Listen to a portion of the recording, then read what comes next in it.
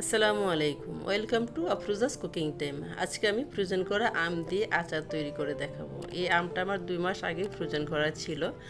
যদি আমার মধ্যে কেউ ফ্রোজেন করে থাকেন, হয়তো সময়ের অভাবে আমরা এরকম করে থাকি, তা ঠিক আমার মধ্যে এরকম করে হুট করে নামিয়ে আচারটা তৈরি করে নিতে পারেন যে কোনো সময়। এখানে আমি আমটা নামিয়ে নিয়েছিলাম 3 ঘন্টা আগে। এতে বরফ ছিল, সে পানিটা ঝরিয়ে ফেলে দিয়েছি।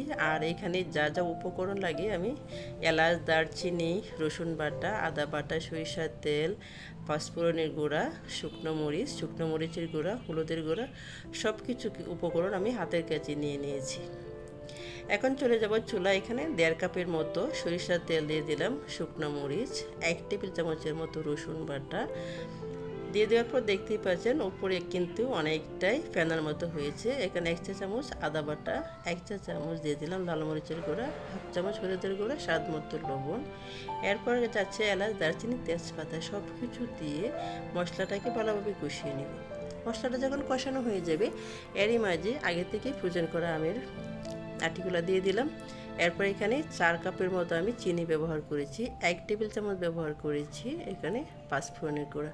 সব কিছু উপকরণ দিয়ে দেওয়ার পর একটু আলতো হাতে নেড়ে চেড়ে দিব। আমি এখানে 5 থেকে 7 মিনিটের মতো রান্না করে নেওয়ার পর আবারও 1 টেবিল চামচের মতো পাঁচফোড়নের গুঁড়া দিয়ে দিয়েছি। দ্বিতীয়বার মশলাটা দিয়ে দেওয়ার পর আবার একটু নেড়ে চেড়ে মিশিয়ে নিচ্ছি।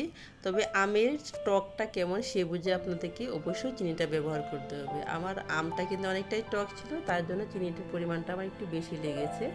আর মশলাটা 2বারে ব্যবহার কেন করেছি অনেকেই বলতে পারেন। প্রথমটা কিন্তু যখন আমি ব্যবহার করেছি আমের আটিগুলো নরম থাকে, প্লাস চিনি থেকে কিন্তু অনেকটা পানি উঠে, তখন কিন্তু আমের আটিতে সরাসরি এই মশলাটা ঢুকে যায়, তখন কিন্তু খেতে কিন্তু ভালো লাগে। আর দ্বিতীয়বার যে মশলাটা ব্যবহার করি তার জন্য আচারের কালারটাও চেঞ্জ হবে এবং ফ্লেভারটা অনেক সুন্দর আসবে।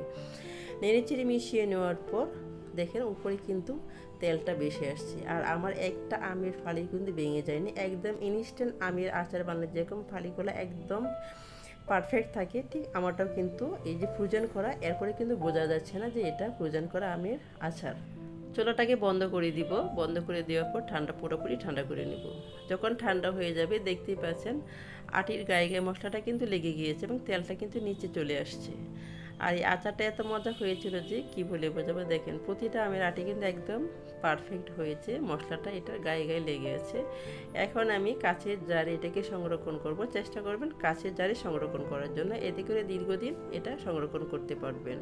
আশা করছি আপনাদের কাছে ভালো লাগছে। ভালো লাগলে প্লিজ লাইক, শেয়ার এবং সাবস্ক্রাইব করতে ভুলবেন না। আর আচার কিন্তু শুধু মেয়েরাই পছন্দ করে না, অনেক ছেলেরাই কিন্তু আচার খেতে পছন্দ করে।